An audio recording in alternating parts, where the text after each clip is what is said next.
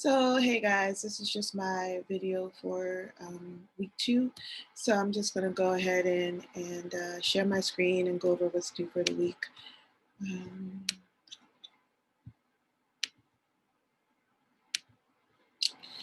all right, so this is my view, but it still works.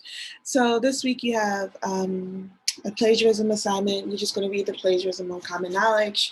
Pretty self-explanatory, and then it has some questions you're going to answer. That's due on Thursday. You have a quiz on chapter 2 of They Say, I Say. Again, read the chapter before you open the quiz. That is due on Thursday as well. And then a summary exercise for the Matthew effect due on Thursday. And then on Sunday, you have a brainstorming exercise due, a thesis development exercise, and your gradable discussion. So I'm just going to spend time talking about the summary exercise, the brainstorming exercise, and the thesis development because those first assignments are kind of, pretty simple and straightforward assignments. So I'm going to go ahead and open my notes. So after I go over this, you'll have my notes. They'll always be posted so you can refer back to them. So the summary of the Matthew effect. So you're writing a summary of the reading this week. The definition of a summary is that a summary is when you kind of take the text and you put it in your own words. So you're telling someone else, or you're writing about the overall meaning of the text in your own words. And the most important part of that is in your own words. So before you write the summary, you want to make sure that you read and annotate the text. When I say annotate, that means take notes so that you can locate the main argument and you can locate the supporting details and you kind of know overall what the text is talking about. And you want to have a clear idea of that main argument and the supporting details because you have to before you write the summary. So a summary generally always follows a specific format, and the format is I should see in a summary the author's full name, the title of the article or the text, the main argument, what the text is trying to get you to believe, the most important supporting details. And so that would mean like what examples does this text use to kind of get you to believe what that main argument is. And then in general, summary for an English 101 class is about a paragraph, which is, around 6 to 12 sentences. This summary should be at least 6 sentences. So here's how you can start your summary. And you can use this as your model this week. So you don't have to come up with your own thing. You can use this to begin the summary because, I want you to have experience of hitting that summary format. So my first sentence in chapter 2 of Outliers, the Matthew Effect, Malcolm Gladwell argues that. In this first sentence, you can see that I'm hitting the author's full name. You can see that I'm hitting the title. The Matthew Effect is the title of the chapter. Outliers is the title of the book itself. And then you would add your main argument. So believes that, yada, yada, yada. And then you would have a couple of sentences talking about, thank you. You have a couple of sentences talking about what are the most important supporting details. Like why was this article, why was this chapter convincing? All right, so that's your summary. Do the best you can. Start off this way. Make sure you have your main argument. Make sure you have your supporting details. Your pre-reading questions for the Matthew Effect. So it's always a good idea to kind of ask yourself, like, what do I already know? Most of the times I'll provide pre-reading questions so we can kind of hone in on what we already know about the topic.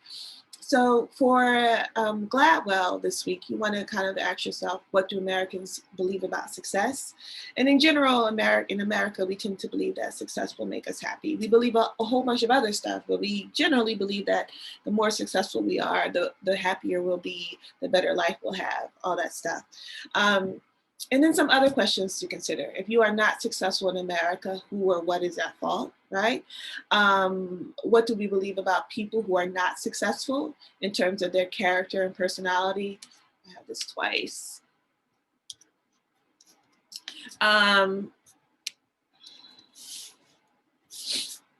Is Is American society set up for some to have an easier path to success than others, right? So is it easier for some people in America to be successful than it is for others? Why? And what are some of the societal factors that might make success easier to attain? So what might make success easier for some than others? And so here, like, you can think about things like how much money you have, where you're born. You can think of things about gender, if you're born male or female. You can think about things such as race. You can think, so what might get in the way of being successful in American culture? And then what might actually help to be successful in American culture? You want to think about those things. All right, so close reading of the Matthew effect.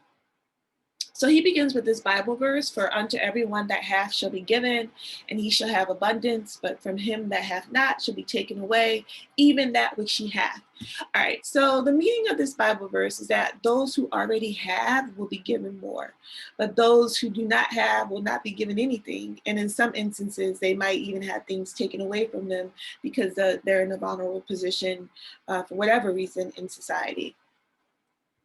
And so he's saying something about the nature of success here. And what he's saying is that success is often not about individual effort or hard work or individual merit. That success is often about the circumstances to which you're born. So if we use the word success and opportunity and we substitute those words in the above Bible verse, it might read something like this.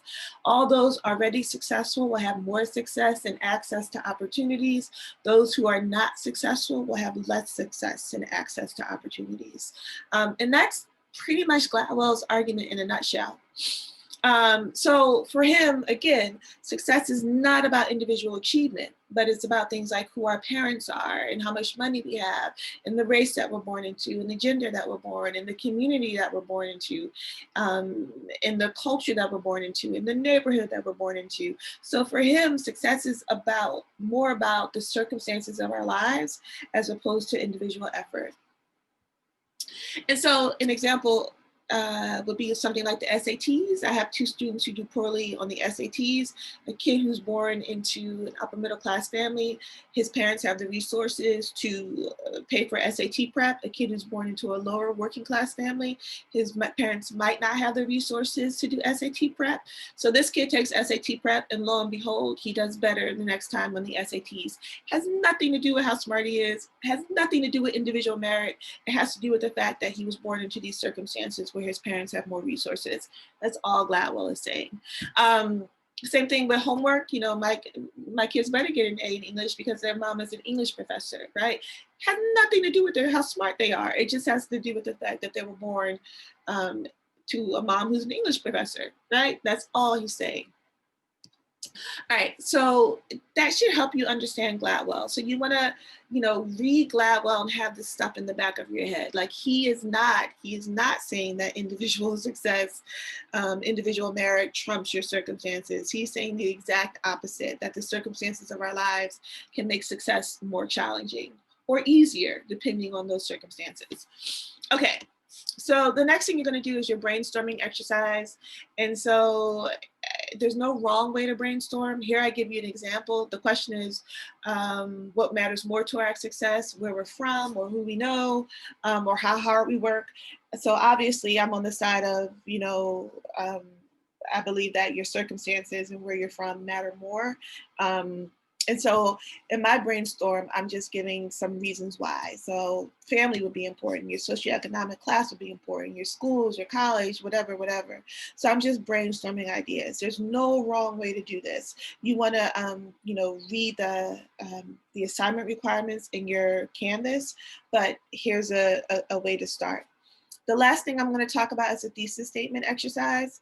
So your thesis statement exercise is more general, but I wanted to hone in on that first essay because that's the most important thing that we're talking about. So the question for that first essay is, do our families or people outside of our families who choose to mentor or help us mean more or less in the work we put into our individual success? So again, what's more important, where we come from or our own individual effort? So how to write a thesis statement. You want to answer the essay question, and you just want to make that question into a statement. You want to make sure your thesis is debatable, it's something that we can argue over. You want to make sure that you can support your thesis with at least 3 points. And we'll talk about this in more detail next week when we actually begin to write the paper. The thesis statement should always in your introduction, and you want to think of your thesis statement as a mini outline for your paper. So for example, if I take this question, I'm going to make it into a statement and begin my thesis. So our families and communities have more of an impact on our success and our individual efforts because. So here I'm on the side of, you know, where I come from, being more important than my own individual effort. And I just took that question and I made it into a statement. Same thing here, our families and communities do not have more of an impact. So here I'm on the side of individual effort, but again, I'm just taking that question and making it into a statement. So this week, even though it's not due, you want to begin thinking about what side of this argument do you fall? So do you believe that it's more about the circumstances you're born into, or do you believe that it's more about individual effort? Like, where do you fall? And see if you can come up with a working thesis for essay number 1 using this model. So the last thing I want to do is I want to come into the actual thesis development and exercise assignment. It's a couple of assignments, but they're not like, it's not a lot of work. So here, you actually want to kind of watch this PowerPoint. It's a useful PowerPoint for thesis statements. So here's an introductory paragraph. Here's the thesis statement, right? So that's just an example. But here's the practice essay topics. Are men and women better at different things, or are we simply taught that men are better leaders and women are better nurturers? So again, I'm gonna, here I have, you know, choice. I can pick a side that they're really, men and women are really different, or they're simply taught, we're taught that they are different. I'm going to be on the side of we're taught. So I'm just going to take that statement and make it into a question, right? I mean, take that question and make it into a statement. We are taught that men and women, that men are better leaders and women are better nurturers through, right? And you can say, we're taught that through our families, through toys, through mass media. Like, we get reinforced with that all the time. But the main thing is that I took that question and I made it into a statement. Same thing here. How can we get more people to participate in environmentally friendly projects and practices?